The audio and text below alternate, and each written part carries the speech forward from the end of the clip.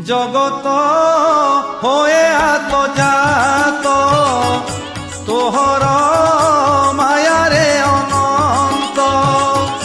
তুহি সে মায়াকু আবরি শরীর বহু নরহরি দুষ্টଙ୍କୁ দণ্ডিবার আসে সাধুଙ୍କୁ রখু তু বিশ্বাসে জগত তাত মাত তুই তু দণ্ড ধর ভাবগ্রাহী